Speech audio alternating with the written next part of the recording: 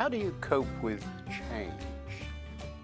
Just when you think things have settled down, you've got your life together, and boom, something comes along and changes everything. Some people love change, while others, well, not so much.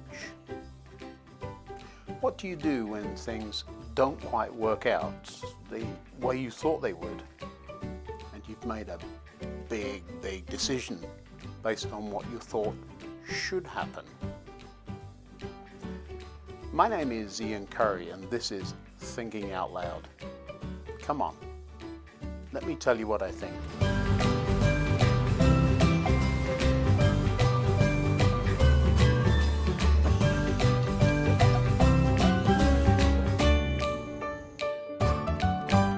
Hello. In our house, Hillary is the one who brings stability.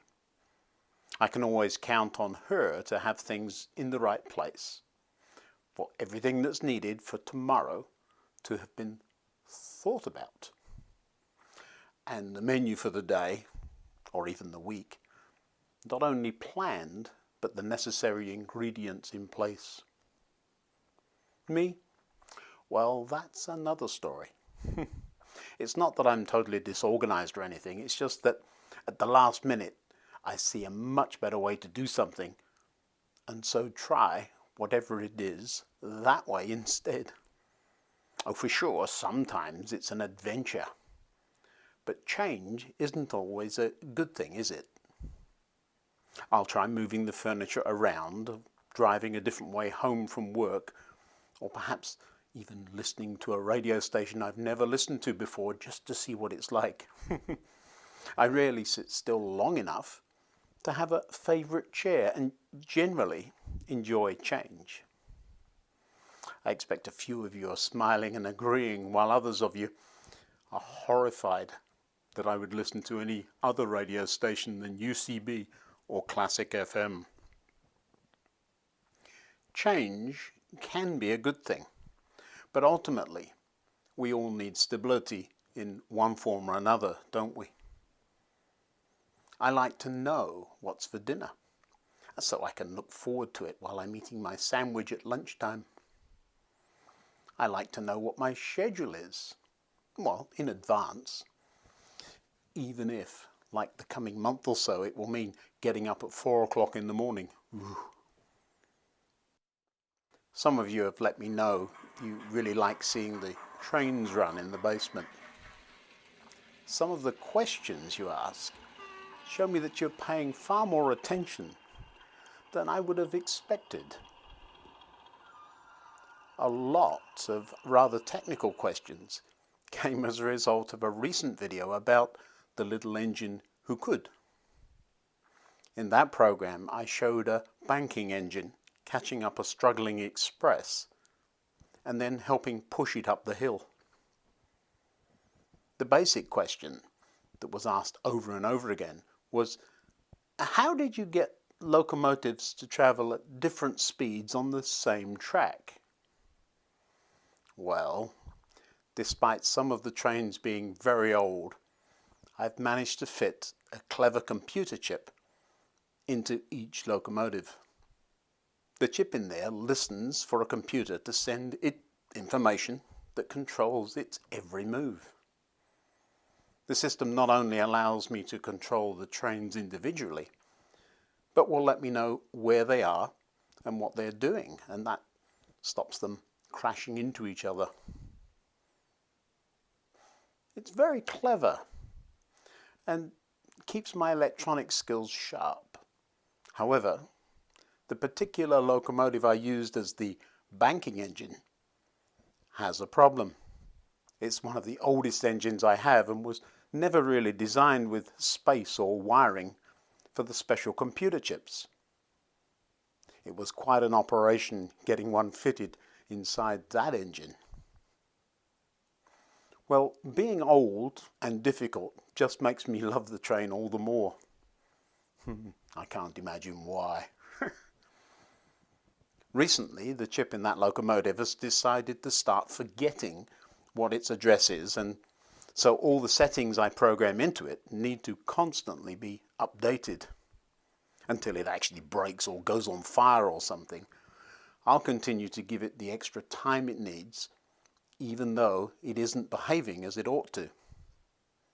Clearly, a new heart or chip and a change of mind, as it were, would make a big difference. But for now, I'll muddle on and put up with the shenanigans of a rather temperamental tank engine who causes trouble. The most likely cause of that problem is poor connection with the rails. The metal rails provide a path for the coding and directional information to get to the locomotive. When that connection is messed up, things go wrong. I know people like that too, don't you? You know they have everything they need to make things work. They have a great partner beside them. They get all the data and instruction they need to do whatever it is they're supposed to do. And yet sometimes, well, they just forget to be the way God made them. Just like that little tank engine, when things do go wrong, there really is only one way of fixing things. The designer or programmer has to be involved to reset things. Being in constant contact with the one who knows what we need and how we work is so important, isn't it? As human beings, we sometimes forget to keep those lines of communication open. We think we can behave the way we feel like behaving, instead of the way we know we should when we are in tune with truth. So often, things around us can change, can't they? People forget promises they made and they decide not to stay focused and committed to things that they have promised. They give up on truth and generally try to go it alone. In the video about the little engine who could, I referred to the letter of Hebrews in the New Testament. There are two main themes running through that letter. The first is all about how Jesus is the one, and the second is how faith and perseverance, especially when things get tough, is only possible when we don't try to go it alone. Having someone to rely on to help and guide us through those difficult times is essential, isn't it? But who do you choose? Just when you think you've found someone, they seem to change. They forget their coding and let you down. In the summing up part of the letter to Hebrews, there are a number of good ideas and reminders. I sometimes smile a little about them when I read them. Do not be attracted to strange new ideas. Your strength comes from God's grace, not from rules about food, which don't help those who follow them. I can't help smiling about some of the strange new diets around these days. It's as if the author somehow knew what we'd be dealing with. But then, just when you think nothing is forever, stuck in the middle of this summary is this well-known reminder. Jesus Christ is the same yesterday, today, and forever. When all around us things are changing, people are forgetting to be who God designed them to be, this is a fantastic reminder, isn't it?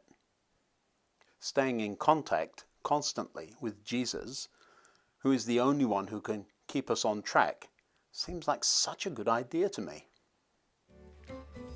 Meanwhile, since Hilary is visiting her sister this week in Ireland, I think I may rearrange the furniture. Until next time, goodbye.